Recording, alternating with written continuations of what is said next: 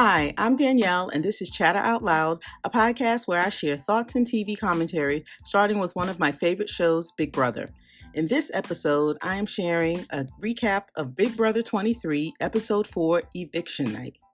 So Julie Chen Moonves opens the show sharing that the week was filled with teams, twists, and temptation of the $750,000 grand prize, sending the house guests into overdrive. They kicked off the show showing us a recap leading up to Frenchie's HOH and his two nominees, which are Alyssa and Travis. Then they picked up from the veto ceremony. So we see in the confessionals a few of the house guests sharing their thoughts on how the veto was played. Derek X explains why he used the veto. He thinks that Kai didn't deserve being put on the block, and that him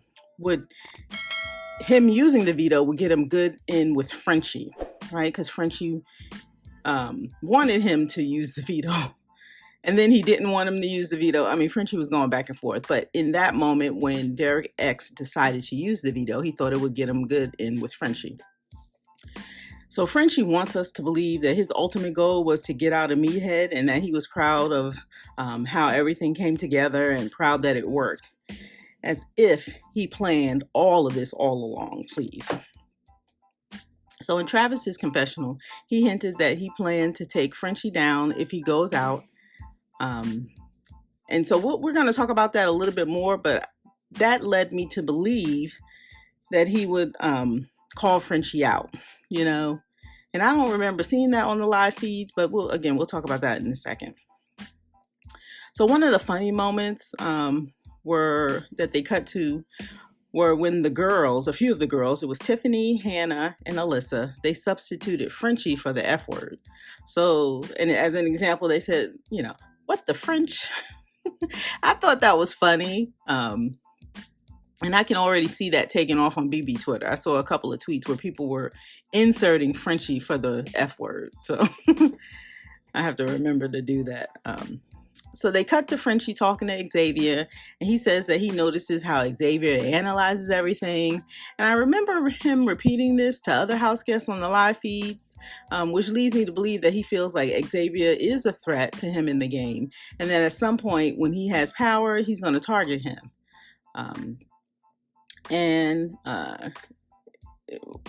Here, what I want to say is that Frenchie isn't 100% wrong about this, because Xavier is perceptive. I think he is. And he has kind of taken on the role in the house of being the calm one in the middle of the storm, calming people down, inferring things. And I think that's part of his background as being a lawyer. So I can see where he can become a threat to other people, when people start, because Frenchie made so much noise in the first week of his HOH. Now that he's going to be losing power, that he lost power tonight, his HOH is over. I think a lot of the other people's gameplay will now reveal themselves and people start to pay attention. It's just that when you have so much noise, it's like, look that way, look that way. That's how Frenchie was. So no one had time to realize anyone else's game, because Frenchie just was so noisy the whole week. All right, let's see. I'm going to fast forward. So Frenchie came up with the name Slaughterhouse for his big alliance he wanted to start. And the first two in the alliance were Frenchie, Xavier. Well, the first two that Frenchie recruited in the alliance was Xavier and Whitney. And of course, it didn't stop there, because according to Frenchie, he wanted to do this since he's been watching Big Brother and blah, blah, blah, blah, blah. And then next thing you know, the additional members added to the slaughterhouse were Kai, Derek F., Christian, and as I mentioned, Xavier and Whitney. And when they were all in the room to solidify the alliance, in true Frenchie fashion, he gave a motivational speech, or what he thought was a motivational speech. What the French? But of course, he didn't stop there. Then he decides to get more people in the alliance, and so he added both Alyssa and Brent. And that's a lot of people in the alliance. I think that brings it up to 8 people in the alliance. And I'm not sure how this alliance will work because, as Xavier pointed out, there's already tension amongst the alliance team members because of the conflict that Frenchie stirred up in his week of HOH. So it's going to be interesting to see how that alliance comes together, or if they'll work together and stuff like that. I don't think they'll be too successful, but we'll have to see. And I found it interesting that Derek F., in his confessional, he acknowledged that the alliance was too big and he's willing to jump ship if necessary. And with all the alliances, you have to come up, let me back up. With any alliance, over the years, we've seen them come up with like a gesture or a sign or a symbol or a phrase or something to represent that alliance. So for the slaughterhouse, they have this big chopping sign that they do with their hand. Okay. So they switched to Frenchie talking to the cameras. No, I don't care. Frenchie's just arrogant. He thinks he's running the house, bottom line, but he's not. He's going to get a wake-up call in this upcoming week. All right, so Frenchie then wanted to create an all-girl alliance with him in it, called the French Kisses. And I pause for effect. First of all, how can you create a girl alliance when you're not even a girl? He doesn't identify as a girl. He's not a girl. So why is he trying to create an all-girl alliance? And luckily, it's not luckily, these women are smart. So he was trying to get the buy-in of Azza, Tiffany, Hannah, Claire, Frenchie. And now he wanted to, or Frenchie was trying to get the buy-in from Azza, Tiffany, Hannah, Claire, and now Sarah Beth. And I think it may have been a fake alliance. Maybe he was doing this for the camera. I don't know. But he wanted to create a girl alliance called French Kisses. And all the girls in their confessionals, they were like, what? So I don't think any of them bought that or took it seriously, for that matter. And it kind of actually is showing how frantic Frenchie is, just how silly he is. And so it's just going to work against Frenchie. People are already seeing through his BS or his French. Yeah. Okay. So fortunately, none of the girls are buying into it. But they don't negatively react in front of Frenchie face, because in the game, sometimes you have to go along to get along. And it appears that everyone has caught on to Frenchie, and they entertain some of his antics. But in the end, behind his back, they don't always follow through, or if they do, it's like at a limited or restricted capacity, because Frenchie is just a clown. All right.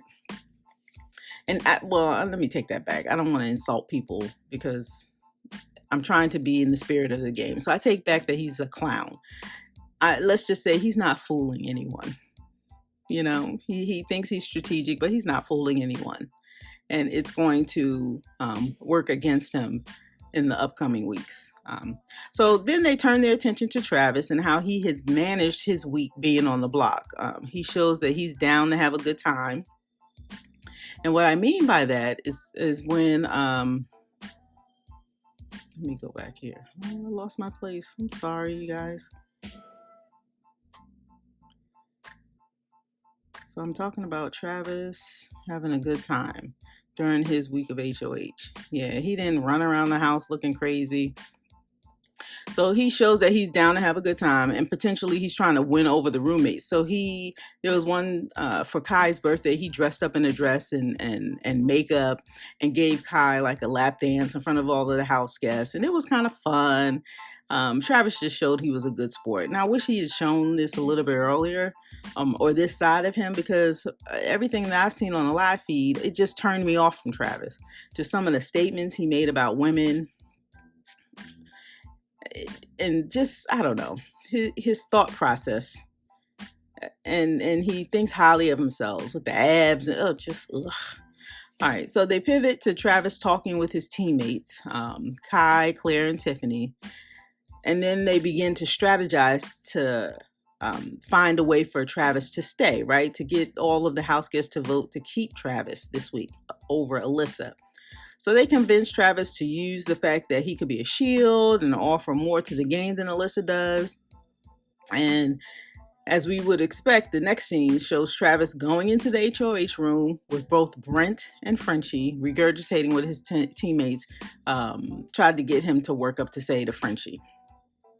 And I found, and other people are figuring this out too, but Brent is always around with Frenchie, always in his ear, and people have taken notice. So it's going to catch up with Brent as well. One thing that I found interesting is that Travis chose to pitch this to Frenchie, but not to the other house guests as far as I could see. And the house guests are the ones that are casting the vote. So it would have made sense for me for him to give that pitch to the other house guests and potentially change their mind, you know? So they go to the living room to talk with the house guests live. After they show all the footage and stuff, they cut to the living room live with the house guests, right? So they're in the living room. All of them are so fresh and so clean. Fast forward, they go to the speeches to give, the two nominees give a little speech trying to give a last minute ditch effort to get the house guests to vote in their favor. They'll both give a plug, a shout out to their family and friends. Alyssa plugs her website for her business, which is a smart girl to take advantage of that platform. Travis takes his shirt off.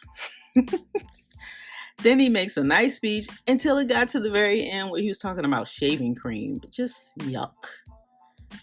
At that moment, that led me to believe that because his nomination speech ended so silly, he was comfortable in that moment in going home. He knew he was going home and he was okay with it. So in the end, Travis got 11 votes to be evicted and Alyssa only got 2. He was very classy in his exit. He showed a good side. This was I don't know. I had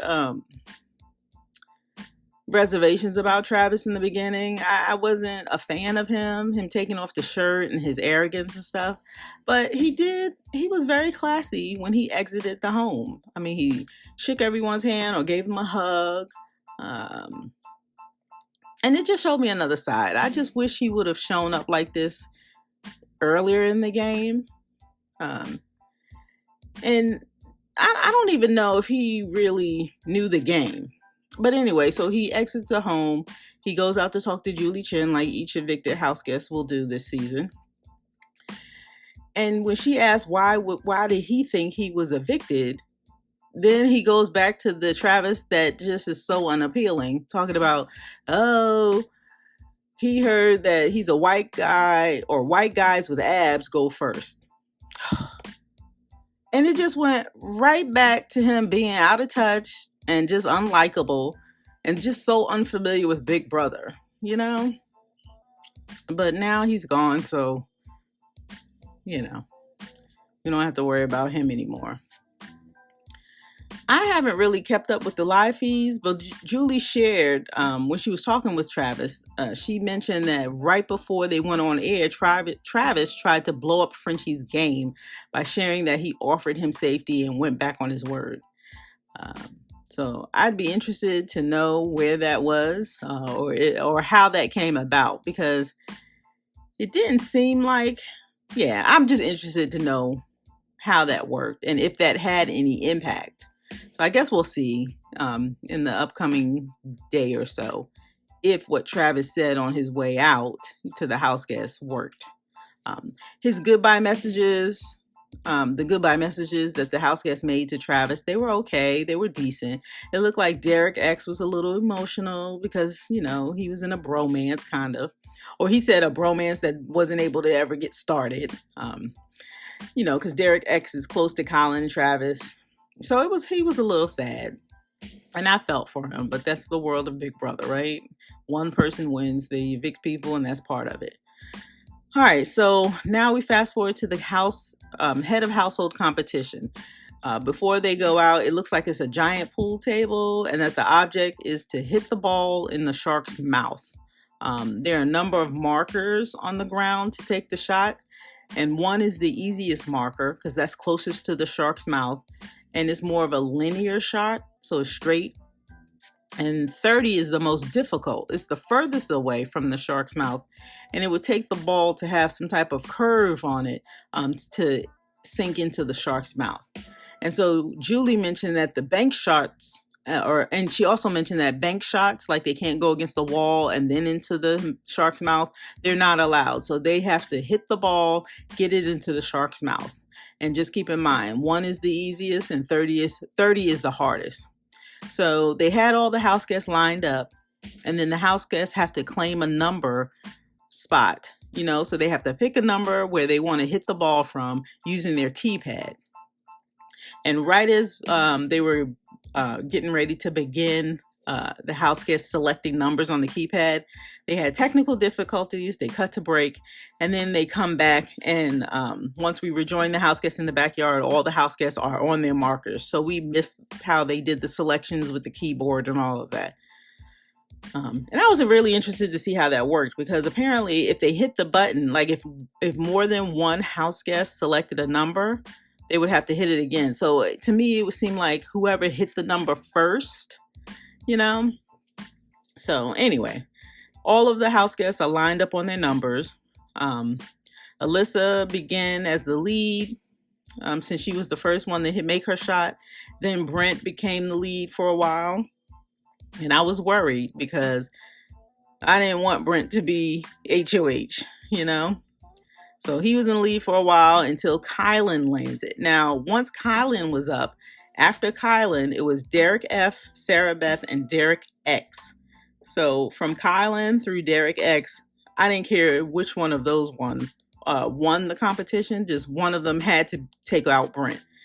And just as I had hoped, Kai wound up winning, making him and his entire team, the Queens, safe for the week. And the Queens now are Kai, Tiffany, and Claire. So they're all safe, and that's a good thing. You had to see Frenchie's face, by the way. He I wonder what's going through his mind. I'm hoping that he's not as crazy or he's not as erratic as last week. But the look on his face, oh, it was rich. Okay. So then I see, after all of this, when people are celebrating and congratulating Kai, I see Christian shaking his head with all these curls. He has Shirley Temple curls. He's another one that's like full of himself, but I have to remember he's young.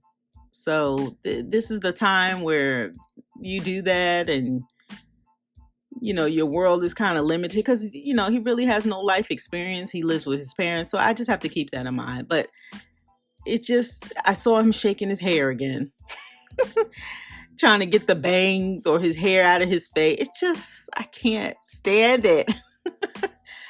All right. So as Julie begins to wrap up the show, she announces to the viewers, not to the house guests, but to us who were watching, she announces that for this week's wild competition, the winner will have to switch teams for safety.